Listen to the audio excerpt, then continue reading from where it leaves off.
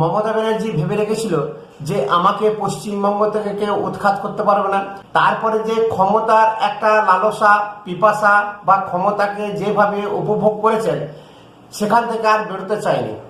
সব কিছুকে উপেক্ষা করে উনি হিটলারি মনোভাব নিয়ে রাজত্ব শুরু করেছিলেন। কিন্তু যে কারণে মমতা ব্যানার্জির একটা ভীতির সঞ্চার হয়েছিল এবং টিএমসি পার্টি লাগাম ছাড়া একটা কাজ কারবার, যত নেতা নেত্রী আছে পঞ্চায়েত লেভেল থেকে একদম এমএলএ এমপি পর্যন্ত যেভাবে দুর্নীতিগ্রস্ত হয়ে পড়েছিল, থ্রেট দেওয়া হচ্ছে যে দরজায় লিখে রেখে দেবে যে আমরা বিজেপি করি না। এইভাবে ডাইরেক্ট যে থ্রেট দেওয়া, যে মেশিনারিজ, যে গুন্ডা ঘরে ঘরে পাড়ায় পাড়ায় গিয়ে যে থ্রেট দিচ্ছে, এই মেশিনারিজ গুলো সমস্ত কিন্তু অমিত শাহ জব্দ করে নিয়েছে।